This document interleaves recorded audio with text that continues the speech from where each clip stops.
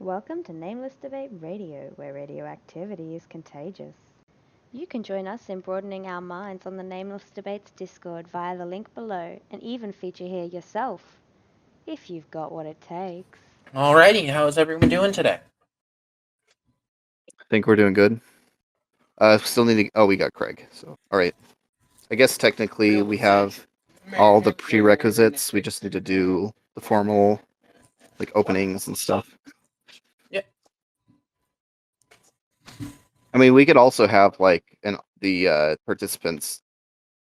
Um, I don't know if that would like work well or not, but I think that given that you've like prepared for this debate, um, you should also be able to like present the topic and the participants. I don't know. That feels weird because we have like moderators who are supposed to do that, right? And so if we like change the structure of it so that the participants do the presentation, then that kind of like I mean, it's up to you. I don't know. You have the timer. You can. So I guess the topic of today's debate is censorship generally a good thing? On the affirmative side, we have Das Frage, and negating or opposing, we have Vivi. Um, Given that Das Frage is arguing affirmative, he gets to start first. You can start whenever you want. Just as soon as you do start, just remember to click the timer.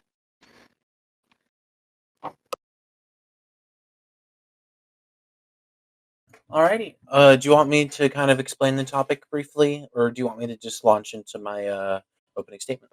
You could just go to your opening statement, I feel. Alrighty.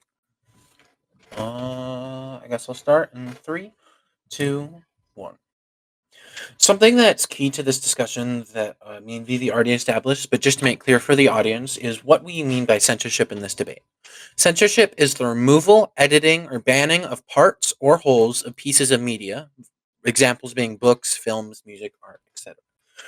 The reason why this question is important is because censorship is a tool that has been used historically and in the modern day to affect the way that people view the world. Not only is there obviously very hard censorship with governments around the world banning certain pieces of literature or mandating that newspapers be authorized before they're published, for example, but there's also lots of soft censorship in our lives from large corporations, things like that. However, on a more theoretical sense, I would argue that just as censorship is, regardless of your feelings of how censorship is being used in the modern day by governments you do or don't like, what has to be recognized is the theoretical aspect of censorship. That is, that censorship is a tool, primarily of the state, to guide the discourse of ideas and discussion within a society. And as a tool, it functions very well. It is theoretically a very beneficial thing for three key reasons. Or rather, it is a necessary and beneficial thing for three key reasons.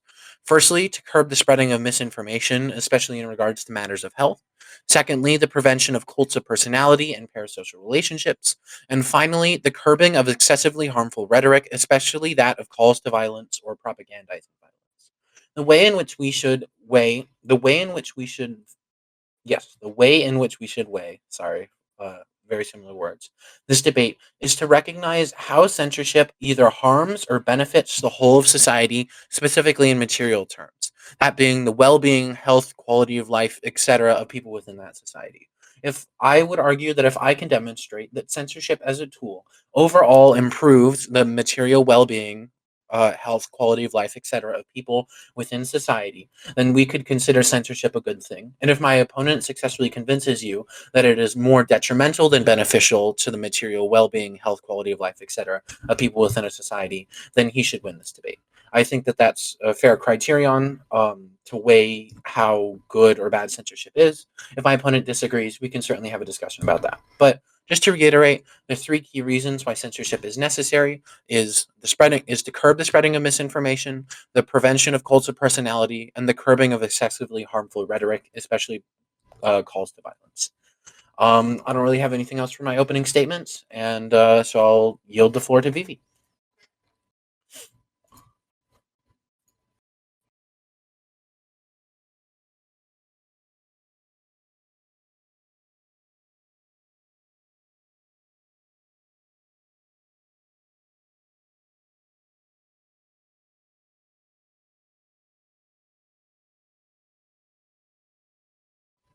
If you're trying to talk, Vivi, we can't hear you, or at least I can't. Yeah, and Vivi, if you're having trouble, you might have to like leave and then rejoin, or we might have to leave and rejoin.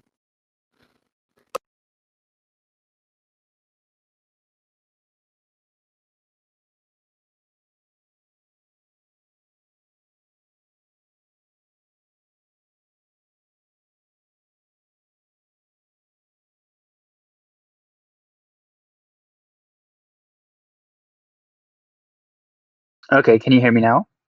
Yeah. Yes. Okay, fantastic. So as Froggy has been said early, like kind of laid out the topic earlier, uh, I think he did a Um, pretty. I think we Yeah. should start the timer really quick, and then you can make Okay. your Yeah. opening. Yep. Yep. So I think Froggy laid out the debate, what the criteria of debate is, and I kind of agree with that. My main points in this discussion are going to point out the ineffectiveness of censorship, whether it be limited or totalitarian.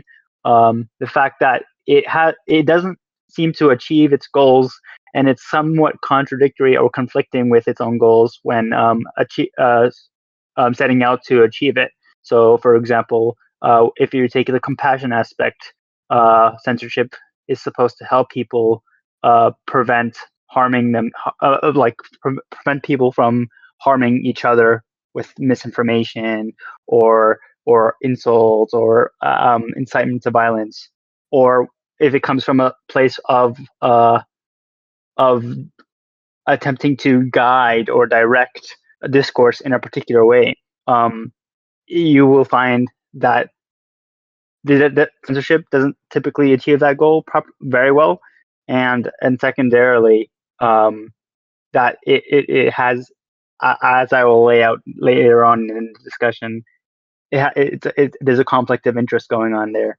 Um, uh, Other than that, oh yeah, and then obviously we have other effects that are related to censorship that I think we'll also go about in the discussion. Should I lay that out now, or is that something we would discuss during the exchange? Like, for example, the strident effect, um, propaganda, all these kind of things. Um, in any case, yeah, I guess I'm going to keep it concise. I'll leave it at that. That is that. My goal in this debate is to point out that um, acting out uh, acting out censorship causes a conflict of interest. Um, it limits speech, limits the access of information, and ultimately doesn't achieve the goal of fostering a healthy discussion or dialogue. Yep, and I will end there.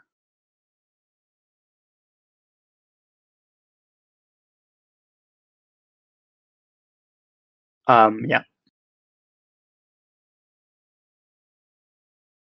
Nameless.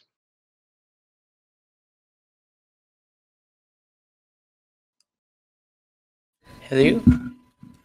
Yep. Oh yeah. Since we're both done with openings, I think we move on to open discussion, which will be 40 minutes, of course. All right. Alrighty. Would you like to begin, or? Sure. Yeah. Okay. So I think from the angle of compassion, right? When you say censorship guides or like fosters a healthy dialogue, right? I can see the angle that you're trying to take it there, but ultimately, how would you know what person is trying to convey, or like what discussions would lead to a healthier debate? And who is the arbiter of that, and how do we decide that? Um, so that's kind of a problem of how we use the tool of censorship. Like I went over in my intro, censorship is mostly a tool of society of the state. And I think it comes down to just how responsible that society is.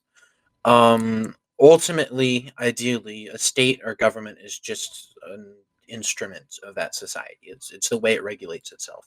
And so ideally, if we're asking like who is the arbiter, it would depend greatly on the topic. Like specifically in my first point, I'm focusing on health misinformation. You would want people who are experts in whatever field of health is being discussed, be it virology or vaccinations or something like that. Okay. I understand that. So, for example, in topics relating to health, you would defer the information to health experts, which would then decide whether or not this information should be censored or not. Is that correct? Yeah. Yes. Um, and that seems like a perfectly like logical idea to like kind of limit people's access to harmful information. However, uh, what happens when you have a situation when something hasn't been just like a health detriment, well, something that could be a health detriment to many people, but it isn't exactly being discussed in the health community. Um, I do believe we did. It's agreed to. We agreed to not go into like history, but this Yeah. is relating to health.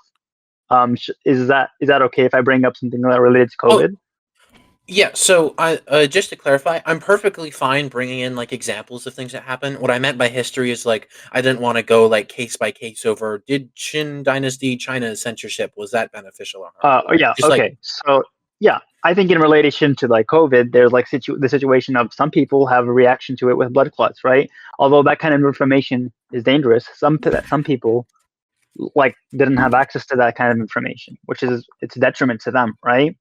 Um, and although they're like a minority, it's still I think that's a tragic situation where a person doesn't have access to the information, cannot have access to that information. You're literally restricting them from having that access. And I think, well, that's that's a conflict of interest. Like you, you have for the healthcare professionalists, right? Their idea is to get that information, the good information, to the people. Otherwise, you're kind of like gatekeeping, you're restricting information, which I would consider highly unethical. I think we can make a reasonable exception for like a doctor telling a patient something like, "Hey, you're probably at higher risk for blood clots." Primarily, what I Mm, think we should be focusing on is the spread of things in media, either newspapers or on social media, celebrities saying things. Because mm, ultimately, like you can find out if you have a higher risk of like a side effect from vaccination from your doctor. But having a celebrity post on social media, look how many people are getting blood clots from, say, a smallpox vaccination, is far more likely to stop people from getting smallpox vaccinations, which they then die of smallpox and spread smallpox, than it is to save anyone's life who might have gotten a blood clot. It isn't even so much just what the information is, it's who disseminates it and how. I think a Um, big sorry. yeah, no, that's fantastic. Can I'd push back on that and saying why censorship there? Why not instead combat misinformation with information, or perhaps education with respect to like the figures in question? So if it's a huge celebrity, why don't you reach out to the celebrity, telling them, hey, yes, this is, or like if it's blatantly false, help them with sources, and if it's misleading information, you can help them with like the missing parts, right? I think we can take sort of a combined approach in that we, like, for example, let's say some famous actor is spreading this thing about like blood clots are very common. I think a first step would definitely be like contacting them, saying like, "Hey, could you spread actually helpful health information, or could you spread correct information?"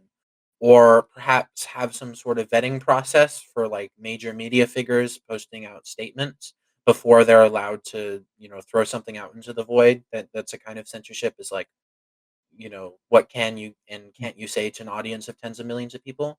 And I think if either they're unwilling to accept this information, or as in the past, it's proven ineffective to just say, like, oh, this is wrong, here's the correct thing. Because plenty of people still, just because they saw the incorrect thing first, are married to that idea. Then we take down the social media post or the official statement from their website, or don't air the interview clip, right? Like, I Hmm. think that there are certainly reasonable standards where it's not like, oh, every incorrect thing that is said about medicine must be immediately banned and the person sent to Siberia for re-education. But there has to be an escalating level of censorship of what they can and can't say, how they can say it, and how it should be responded to. Hmm. All right. So I understand that first impressions make a bigger make a bigger difference. But if people already saw it, then they already saw it. They can't change that, right? You can't change that, right? And then if for people who haven't seen it, I'm pretty sure a lot of people take screenshots online. They can share it via that. It might limit the access, but it's still there. And that's one point. Second side point is I think it's just like we already do this on some media platforms. Instead of completely taking down the post, they say misinformation may include factually incorrect health information, right?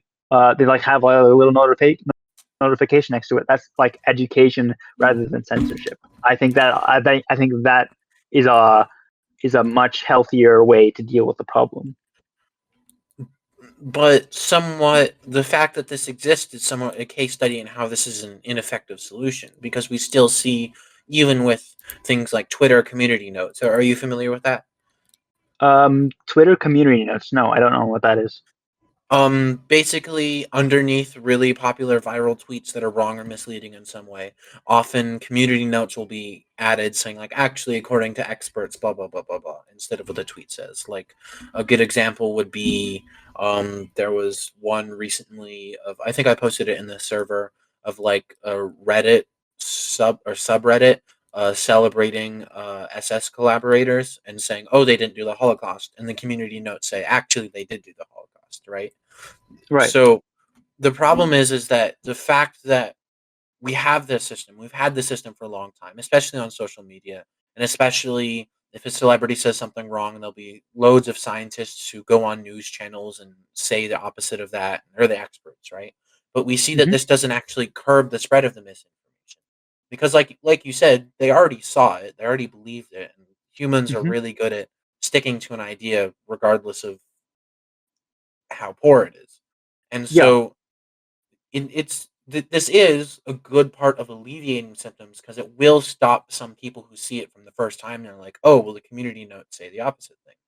But Mm-hmm. limiting the exposure in the first place, it requires a combined response. Without limiting the exposure, giving out the correct information isn't nearly as helpful. Okay. All right. So what's the suggestion? So, prescription. You either remove the post or omit that part of the information. I'm trying to figure out what it is. Like what my Because, specific oh, sorry. yeah, because if it says we're talking about we want to kind of, like, you're saying that's ineffective. What's the alternative? You're saying a type of censorship. Um, I'm thinking if you omit a part of the word, people are going to be curious. They're going to search for that. If you remove a post, very likely a celebrity is going to comment on the removal of a post, and then people are going to be more invested in it. That's the strategy. In effect, you an attempt to censor something. People are more like their curiosity is piqued and they want to look for it. And so I think by doing that, you're kind of sowing distrust within the community, distrust of the figures that you want people to trust, the people who have the correct information. Um, Maybe it's not all people who distrust this group, but there's actually a growing number of people who are distrustful of like authorities such as the government or like healthcare institutions and stuff. Censorship sows that distrust. I would argue that a lack of censorship is what shows this So, distrust. Like, Hmm. um, hmm, it depends on what kind of media environment someone is part of. If we end up in, like, are we discussing primarily like on social media or just media generally? Um, let's go with social media because I think it's like the more relevant example. Yeah, sure. So let's take, for example, like YouTube. YouTube is probably one of the biggest social media platforms. It's also where a lot of people get politicized, either for the first time or they get new politics by viewing politics in some way on YouTube through news, political actors, right? Like, you would agree with that? Right. Yes. Yeah. So, one way that we can do this is, a large reason of why there is growing distrust in health institutions and government is specifically because on platforms like YouTube, people say unfounded things and they're allowed to do so freely. And not only that, but the algorithms on YouTube prioritize this kind of clickbaity rage content, that even if the vast majority of people don't believe something, just because it's rage clicked so often, it gets exposed to more and more people. And if you don't know Hmm. any better, of course you can get politicized that way in a completely wrong context. I know personally of at least one person who was politicized in like a completely anti-vax way because they just randomly stumbled on YouTube videos. So what censorship in this case does is it stops the exposure of the media that is propagating this distrust. Like it's a mimetic response. You see someone say this, you see someone argue for this, and they're really angry, and this you don't see any counter arguments. And Mm. I think it would be a little hard to add community notes or some expert reviewed thing for every 3,000 subscriber YouTube channel that rants about how the government's turning people into lizards or whatever, right? But it would be Hmm. significantly easier to go into a company like YouTube and change the algorithm so it won't prioritize this content or require creators to go through a vetting process before they post content or something like that. I would definitely agree we shouldn't promote this type of like misinformation. That would be like the um that kind of a thing is probably bad. But the reason I think the only reason why it exists and persists today is because any number of views is like profitable to YouTube. But I would agree, yeah, we shouldn't promote that kind of stuff. And if we find our content or like the algorithm is actively promoting that kind of content, we probably shouldn't do that. Let it do that. But I would, at the same time, I would not, um, I would not censor it in a way of like directing less people to it. I think that kind like that's soft censorship, right? The idea of like you're not exactly giving it as much exposure as other content would, right? Yeah. Um, I think that kind of an activity will be noticed by the content creator because not all their content's being treated the same. This one is getting significantly less views, and they're going to complain about it, and that's going to bring more attention to it. Um, Unless you're going to censorship to that too, which I think is extremely controversial. And no, yeah, that's going to just like create like a downward spiral of one time you say something, and then you can never say anything else ever related to that ever again. It's a huge like the net of that censorship is just going to grow larger and larger, and it's I think at some point it's going to be an extremely inconvenient. It's at least inconvenient and at most harmful by not allowing people to speak what their opinions, even if it's true.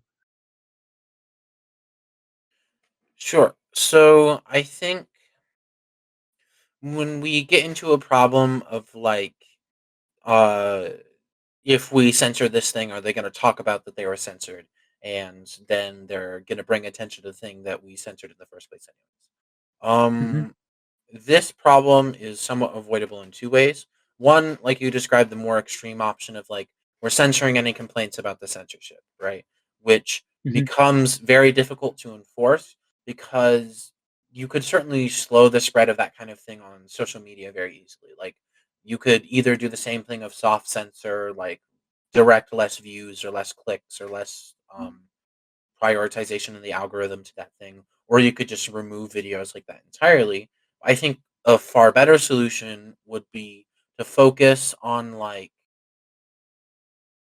larger accounts, larger influencers, celebrities, that kind of thing. Because sort of no matter what we do, there's always going to be the 3,000 subscriber YouTube channel that tells people the governments are turning people into lizards, right? And I Yeah. definitely don't think we should prioritize that kind of content. But what we can do that's really effective is people like celebrities or very large YouTube channels that are either educational in nature or maybe they're even political in nature, rather than just removing content or deprioritizing content that may be controversial. Maybe it has to be approved by our theoretical censorship board before it's allowed to be posted in the first place. That way, we don't have the issue of still some people see it, even if it's less people. And we also don't have the issue of, oh, well, people can screenshot it or they can download the video or it'll be noticed that it was taken down. Like, I think it's reasonable that part of the social contract of being a large celebrity or influencer is that you should have to be responsible for your content and ensure that it isn't propagating harm like health misinformation or things like that. Mm. So remind me how we go, like how would you go about doing that? Like removing them from the platform, or disincentivizing it by like, I don't know, demonetizing its content. I don't know. What would you suggest again? Just before the video is posted, or video or tweet or statement to website or interview Oh, with the TV dude. station or anything. Okay. Yeah, then from like a large influencer, because this would be impractical if it was every single YouTuber, every single tweeter, right? Make sure, like, verify the content with the medical experts or the history experts or whichever body this is relevant to before it is posted. And if it doesn't meet those standards, tell them, hey, you need to change this, or hey, you shouldn't talk about it like this. And if they, Okay.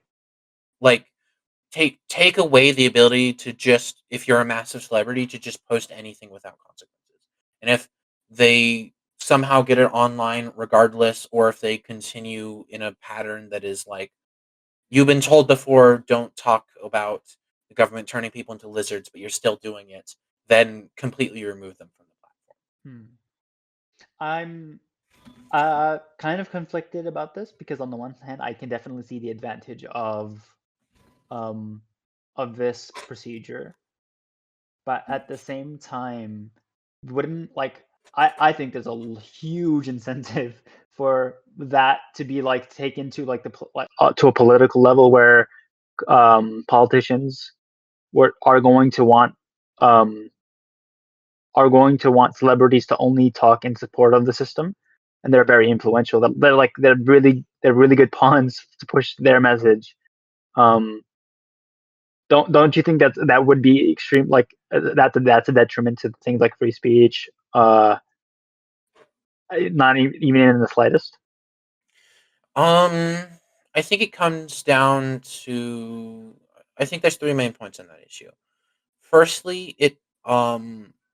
like, the prescription obviously isn't that politicians should use it in this way, but I recognize that it is a potential harm. But I think Mhm. that it would be hard in any sort of democracy, say like Australia or Denmark or anything, for any one political party that wasn't already extremely popular to wrest control of an institution like this to the extent that celebrities cannot talk negatively about a political party. I think that this is probably different in countries like North Korea or Iran, where there's only one major political structure and where it almost certainly would be used in that way.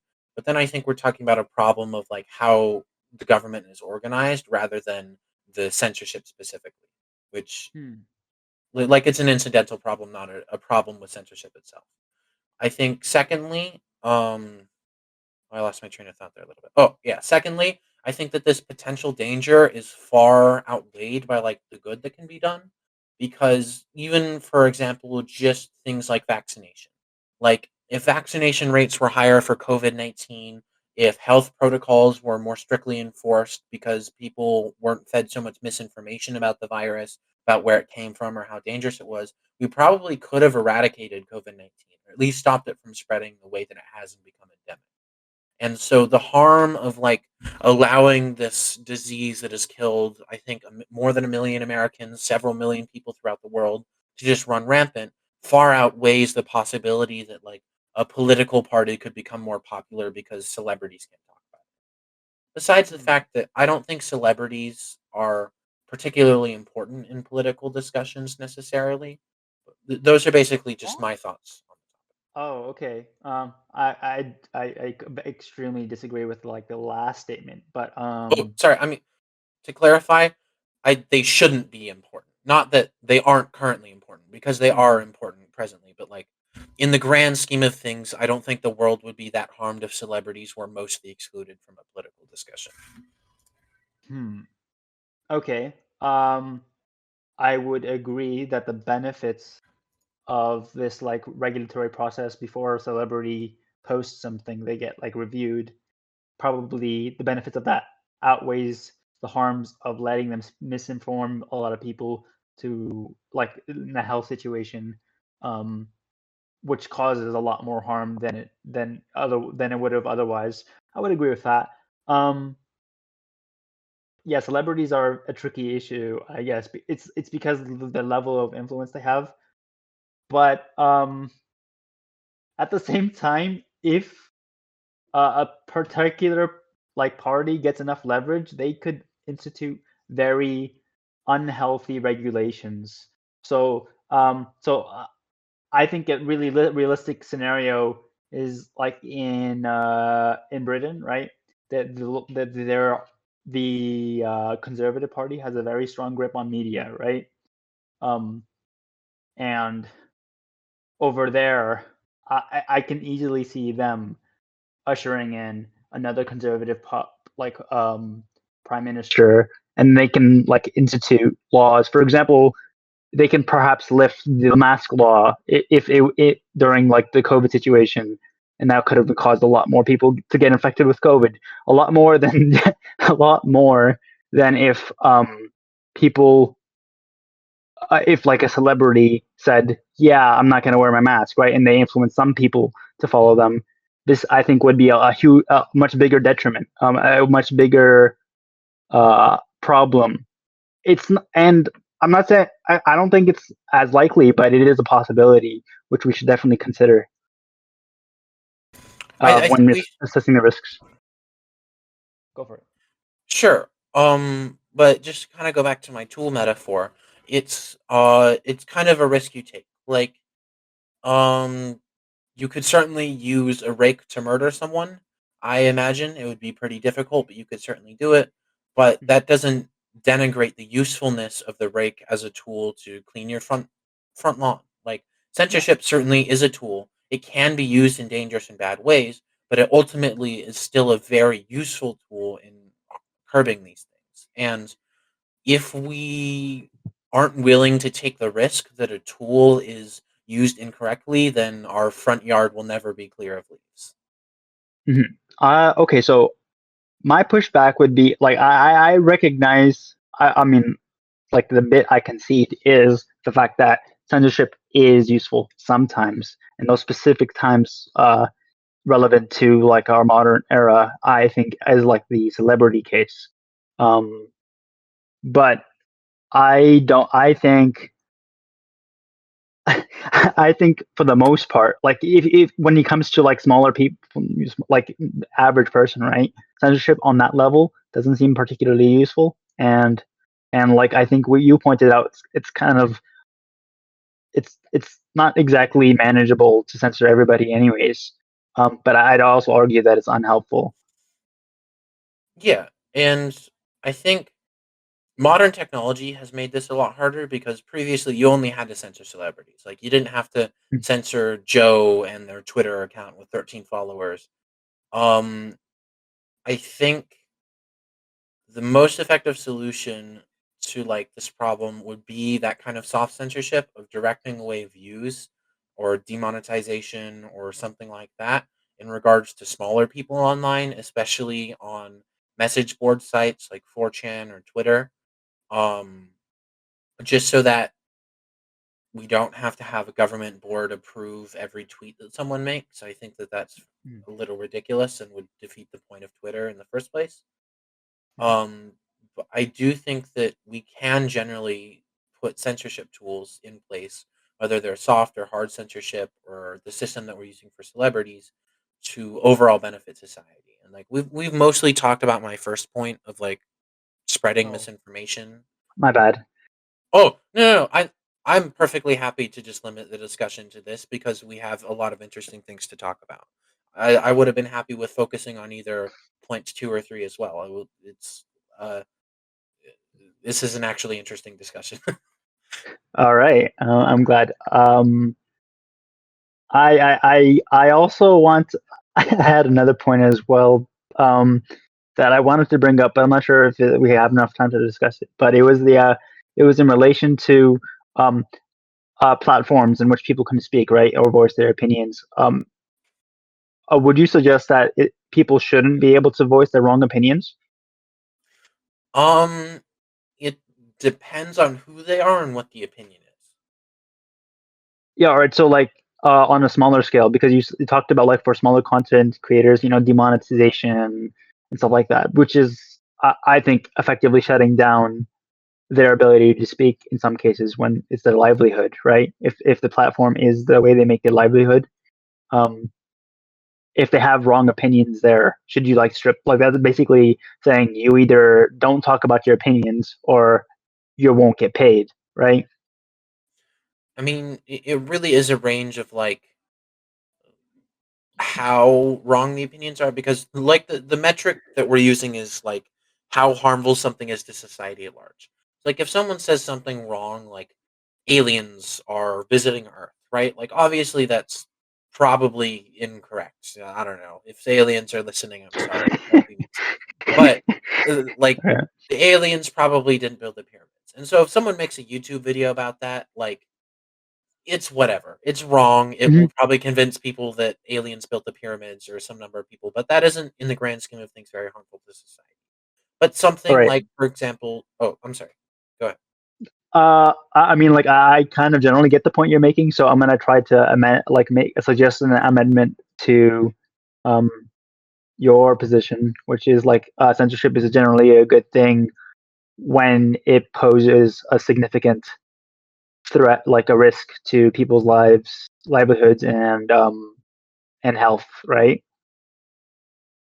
Yeah, because I mean that's the criterion under which we're like evaluating if it is good or not. So Hmm. that would be somewhat implicit in like the criterion on the topic. Yeah, because when I can think about censorship, I typically think of a person stating an opinion that might just influence the population negatively. For example, if I suggest a person should engage in violence, stop a crime, for example, right? Or like stop another violent crime, which might not be like the move the government approves of, right? Mm. Uh, or yeah, or doesn't even want to open the dialogue about, then I think that's already sketchy territory. If they say no, you shouldn't even be able to say that. Um,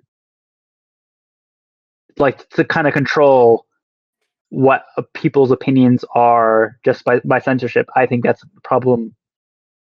But like I think I've already made it clear. I kind of concede to the point that if it's like a huge influential figure and it's the risk of misinformation uh, serves like a huge health risk, then yeah, I would kind of agree with you.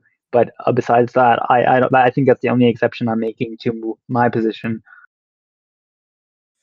Um. Okay. I think I would counter that with kind of the problem of social media is that anyone can be like an influential figure. Like just kind of based on the whims of the algorithm or even if it's or they could be part of like a broader network of either bots or just people with similar opinions. Like Hmm. something that's very common on TikTok is lots of like fascist apology or Holocaust denial, and it's not like big accounts doing it. It's accounts with like 200 followers, and they get like maybe 300 or 400 likes, which is concerning. But it's the fact that there's 10,000 accounts doing the same thing. It gets the same broad reach as one famous Hmm. singer saying. So it's sort of like a two-axis graph of like how Hmm. important you are and how bad the thing you're saying is. Like if we go all the way down to even if you're not super important or influential on your own, if the thing that you're saying is really bad, I think we probably do need censorship in that case. Either the removal of the content, which is something that already happens a lot on social media, so that would Hmm. just be like a maintenance of the status quo, maybe an expansion of some sort, um, whether it be the reduction of views, whether it be demonetization, either just to disincentivize that creation of content or to knock that person off the platform. Like, I think Hmm. that even if, like, we talked about celebrities a lot, but just because that's like a specific solution. And I think that there are some problems that could definitely arise from just like hard banning random people with 200 followers if they say something bad. Um, like that can have problems, but it's something that has to be done in order to prevent the widespread dissemination of these kind of ideas and untruths. and it's something that's already done more or less effectively in the status quo. It hasn't um ended free speech on Twitter, unlike some conservative people are worried about or anything like Mm. that. But it has helped curb disinformation, like that Waffen SS thing that I talked about earlier. Yeah, I would say beyond celebrities, you've suggested like anybody can be influential. I am gonna push back hard on that because even if they are right, I think them making an opinion is is pointing out a concern that they are having, people concern that people are having, that they want to discuss, that they want to have a dialogue with, or maybe not dialogue, maybe they just want to express their opinion on a topic. And you effectively, by censoring them, even if they're wrong, are shutting down any dialogue that could possibly occur. Those things are going to stay inside the influence, like the person who's the influencer, whatever made the comment, that thing is not going to be discussed. That's going to stay inside.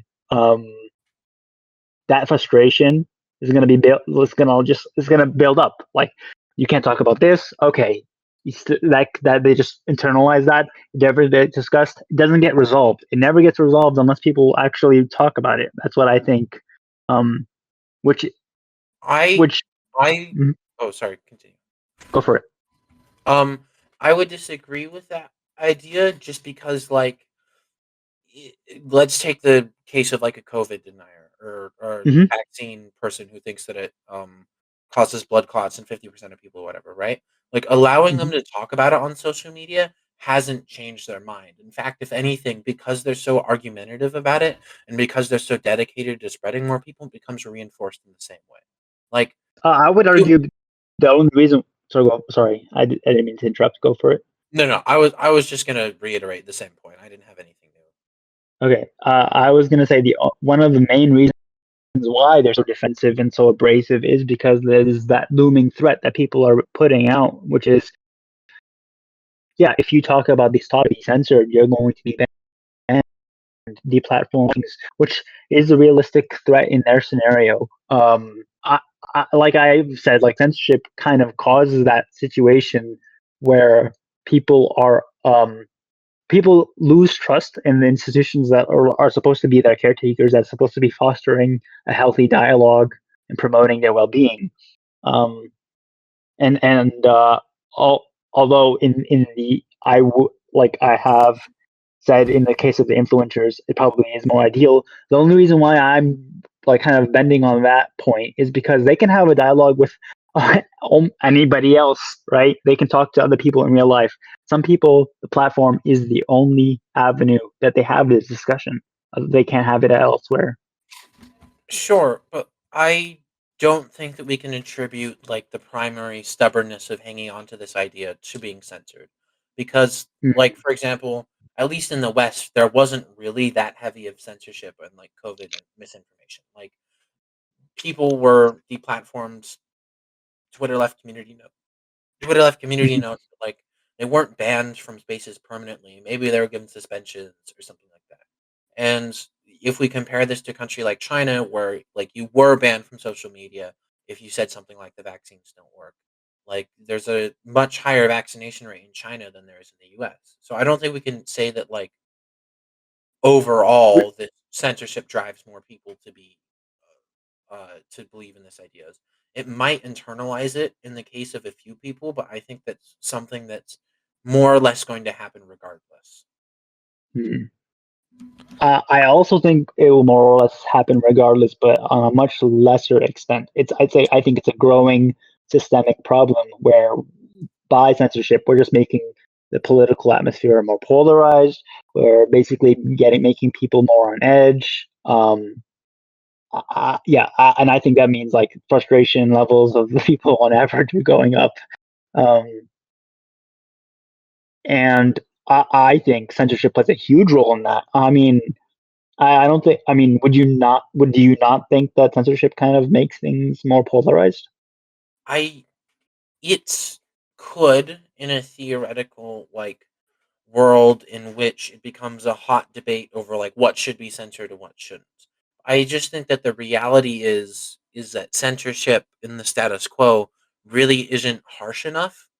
Like censorship in the current form is like very, very mild compared to at least like what I'm prescribing with like celebrities have to have their posts approved by the government or whatever, right? And Hmm. so I think that the fact that we're seeing the polarization now with such low levels of censorship probably is indicative that the polarization is caused by external factors, or at least not the censorship. Like Hmm.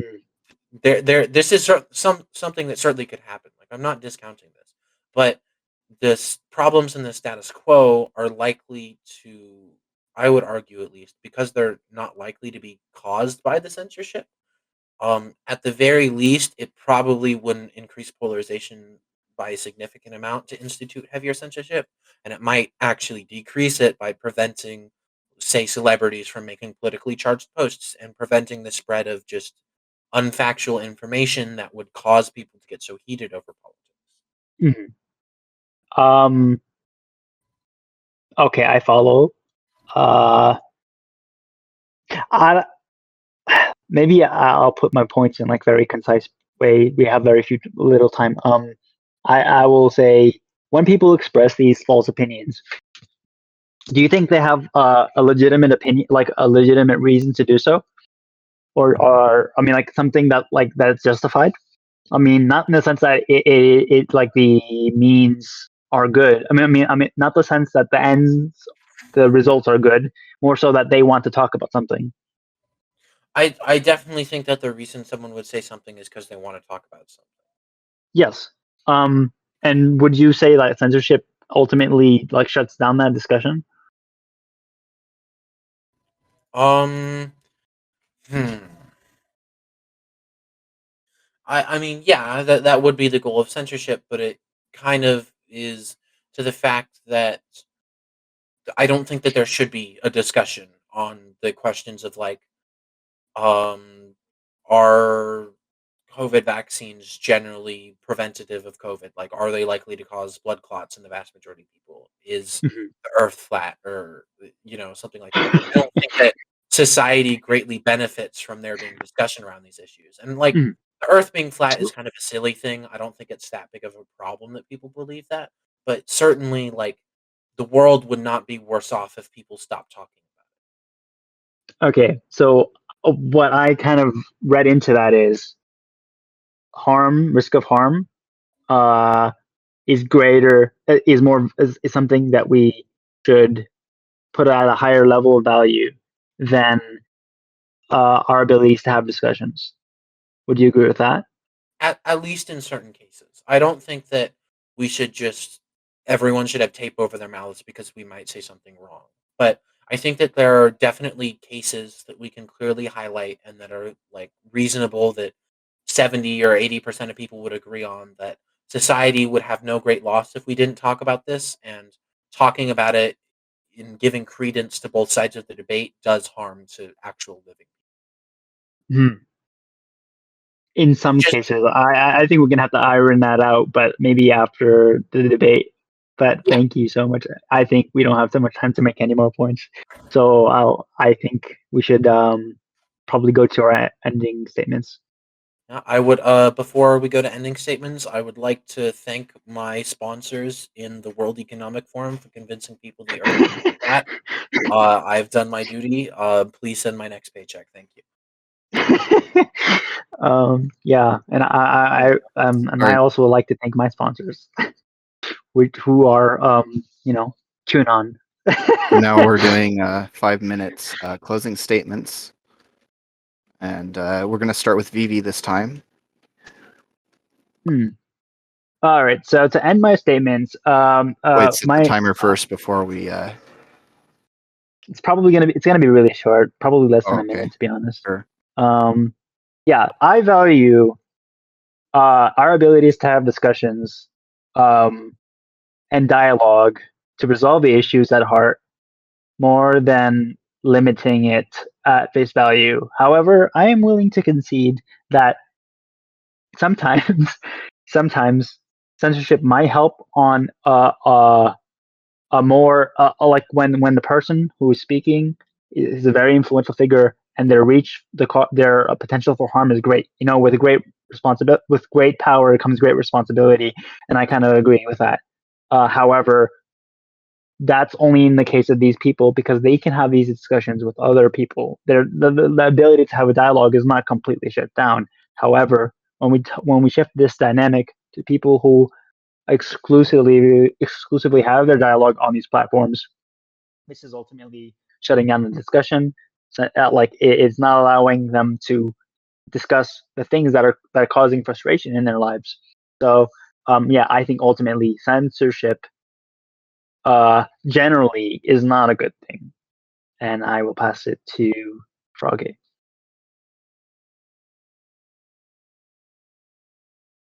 How much time do we have for closing? Just so I don't go over. Is it 3 minutes? I'll just go 3 minutes. If I'm wrong, I don't care. Okay. I mean, we had 5-minute opening statements, but I don't. I'll live. I didn't Alright. use 5 minutes. Okay.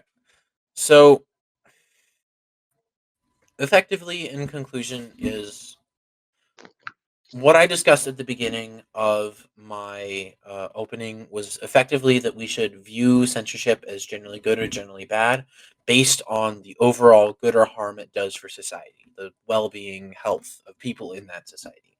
And I think that I would stand by that value simply because the entire point of having a government at all, of having any sort of institutions by which we regulate ourselves, be it laws or police forces, or in this case, censorship, is to at least ideally provide more benefit than harm to that society. And allowing people to unfettered convince others of completely untrue ideas, while not always harmful, can be very, very harmful. Specifically, health misinformation, as we've seen recently during the pandemic, maybe historical misinformation, something like rehabilitating fascism, or maybe something completely unrelated that we didn't bring up in this discussion. But there are a number of cases in which influential people, which in the age of social media can be anyone with a cell phone, can have extremely wide reach and do extreme harm to society. In effect, the entire reason why we have a state, why we have governments, is to prevent this very thing from occurring. We want to prevent widespread harm done to society by a very small number of people. And while I think Vivi certainly brought up a lot of good points, especially in regards to if someone is censored, they might internalize this message, or we need to promote discussion. Overall, the benefits of having a discussion in which some people, a large number of people, will still come away convinced just by the implicit assumption that the discussion's two sides are equally valid, that the incorrect or harmful side is correct. This does immeasurably more harm to society than any benefit the discussion could have. Censorship is generally good in this sense because it is a tool that we can use to effectively prevent this kind of harmful discourse from being propagated in society, especially in an age of online technology where information is readily accessible, especially to children or to people who aren't informed on the topic before, and where anyone can say anything that they want online. I think it is especially vital that we view censorship as a necessary and useful tool that is generally applicable to stop the spread of harmful or otherwise damaging ideas that will otherwise have great detriment to society. Thank you.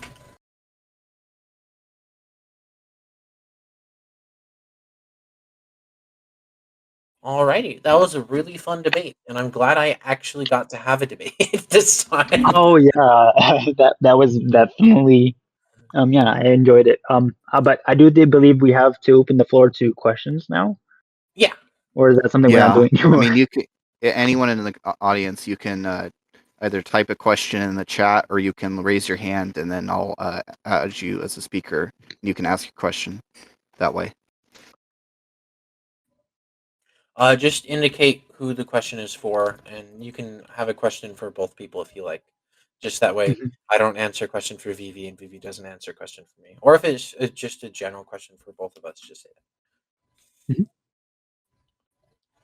They're being censored. They can't raise their hands. it. Dang it, you stole one of my jokes. I was gonna go to one person's question and be like, sorry, that's not allowed. This discussion isn't allowed. Oh man. Well, you jumped on the sponsorship bit. That was good. That was funny. So, and I had to come back with some sort of quip. Yeah, All right, I have a question for go for it. Frage. Yes. Do you think that censorship can have the same kinds of harms that misinformation can have, in the sense that by omitting certain information, you actually allow misinformation to have like a stronger effect in society, and that certain forms of censorship can be just as harmful in the same way that misinformation can be harmful? Sure. Like, I definitely agree that, like, take the case of health misinformation, which I was talking about the whole thing. Like, it could very well be the case that this government board could decide to censor the study that says that COVID vaccines don't actually cause blood clots, and then everyone believes that COVID vaccines cause blood clots. People don't take the vaccine, more people die of COVID, right? But then it becomes a problem of the incidental use of the tool is non-preferable. And I think that any institution of like a government censorship board probably should be designed or at least reinforced in a way so that it's less partisan and it's more filled with experts than people who are invested in the idea in some way. Like, I don't think that we should allow someone who's on the board of a vaccine company to be an expert on whether that vaccine is good or not, right? But then it just becomes a problem of like, why shouldn't we use a tool even though it can be used for harm? Like, to bring up my rake metaphor, we could certainly murder someone with a rake, but I don't think that that means that we should say that rakes are generally bad or that we shouldn't use rakes in any way, shape, or form. Just that we shouldn't use them to murder people, just like we shouldn't use tools of censorship to censor vitally important or correct information.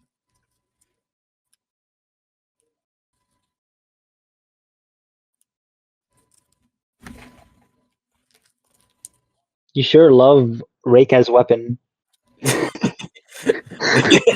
That's the first thing that comes to mind. I could say like hammer or tractor or something like that, but the point would be I like the rake one because it seems like such an unusual weapon. yeah. Hammers seems a lot more capable. I don't know. You could like stick it through someone's eye, probably. Actually, a more I think common example would be the knife, right? Where it's Yeah, actually a really lethal weapon, and but it's mostly used as a tool.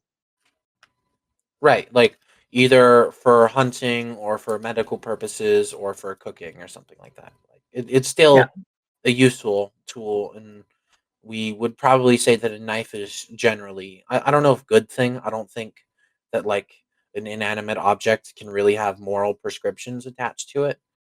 Hmm. Uh, well, I guess by good thing we mean is it used for good things primarily because we aren't anthropomorphizing the knife or censorship. So Hmm. probably like a more accurate topic would have been, is censorship generally used good in a theoretical sense? But we imbued the Hmm. real meaning of the topic through the debate. We didn't get stuck on semantics or anything. So Right. Right. It's funny. I do find it also funny that that cooking is the third thing you thought of when you said I mentioned knives. That's like what, hunting, medical. Okay, medical. I was like, yeah, that's like the first. That's one of the first things that comes to mind.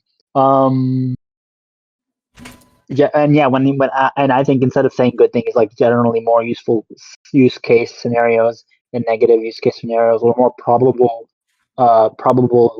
positive use case scenarios than or negative, right? at least the positives are a lot greater than the harms. Like Mhm. we would much rather, even if knives are used to murder people, we probably still want knives to do surgery. Even if Yes, even if 99% of the time knives were used for murders instead of surgery, I think surgery is probably better to have than that much. is a very odd position to Well, take. okay, that's like Yeah, okay, that's really hyperbolic, but you get what I'm yeah, saying there, yeah. right? Uh, um, you're saying you shouldn't take away a tool that enables people to save other lives. Well, like if something is really, really good, even if it's used for something bad often, that really, really good thing outweighs the frequent bad thing. Yeah, but death, man. that's like death versus saving a life. That's like the only scenario I think that you can equivocate. Yeah, to murder. Like, it would have to be saving life. Like, you would never say that, I don't know, There's cleaning. Oh, sorry. question Yeah, in there's chat. another question. Do you want to read it? Sure. Question for Vivi. Sorry if you already covered this. Do you think there are problems with censorship on social media when it comes to having limited transparency about justification and avenues for overturning censorship? I might need a double take, but from what I understand, it's something about transparency in censorship. Like when something is censored, should they talk about like why it was censored or like what's the criteria for censorship? Or I'm trying to figure out what that is.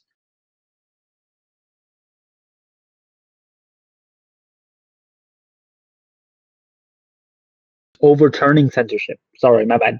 Justification and transparency for overturning censorship. So somebody wants to like dispute the fact.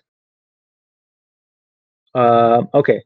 Uh, I generally am against censorship. Like in general, like I wouldn't want it to be allowed in the first place. But if it were to be allowed, especially in the cases of like influential figures, well, not especially, but also including theirs, I think it would be helpful for them for there to be a discussion on the general case. Like, yeah, health. No, I mean this is the Strider effect, right? If you talk about it like this, you kind of are improving, like magnifying the Strider effect, where you're basically bringing attention to the fact that something was censored.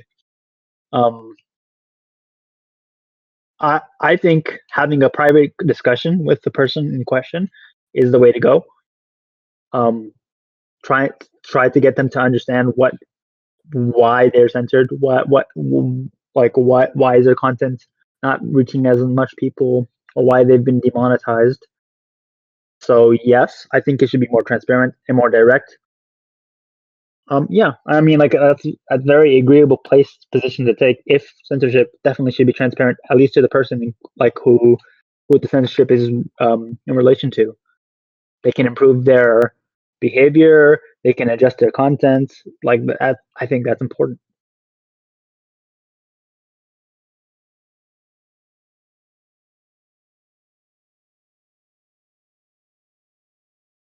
And I don't know a single person who would say why not. I mean, it's useful information to whatever your position is. I think there are some people who would certainly take like the extreme ends of the ideal, or like the quote unquote spectrum of ideas on this position, and say no matter what it is, it shouldn't be censored in any way because free discussion is ultimately beneficial. I mean, that's obviously not the case that you're making, but I think that it is plausible that someone might dispute that idea. Now, but yeah, but I think that's a position. That's a pretty bad position to take Yeah. because, like, imagine a scenario where it's like, okay, you can voice your opinion, but by voicing your opinion, thousands of people are going to lose their life. Like for example, the nuclear codes, right? I want to tell people the nuclear codes. Yeah, I think maybe not. Don't do that. Right.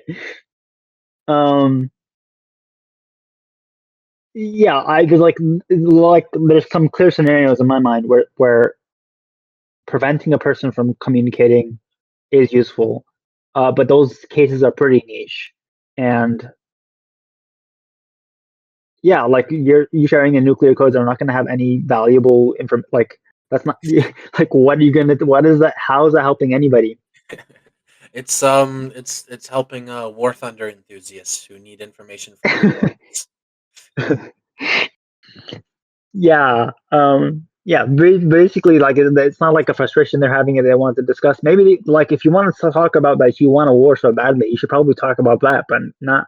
Yeah, you don't want to Or enable harm. I'm sorry, that was kind of a niche joke. I'll explain it so it won't be as funny. But do you know what War Thunder is? Yes, it's the game where planes, tanks, all that stuff. Yeah, frequently people go on the forums and leak classified military secrets so that vehicle models are more accurate, and that could be a case in which nuclear codes would be useful.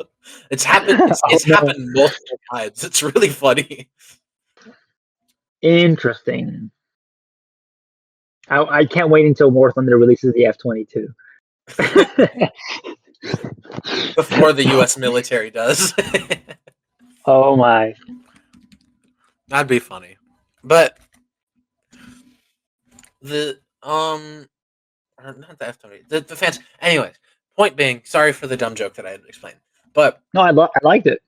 It was good. That context All right. made it funnier. We've reached a conclusion yes. by a score of 3-0. Froggy wins. Oh, Congrats, man. thank you. That was enjoyable, Yeah, that and I was a think really it's fun discussion. fantastic. Yeah, thanks you guys for listening in. Thanks judges for your Are there only 3 judges? There were only 3 judges needed to cast a decision. Okay. Because I know one of the other ones was like 7 judges or something. But like, even if right, seven is a lot. Wow, Yeah, that never happened.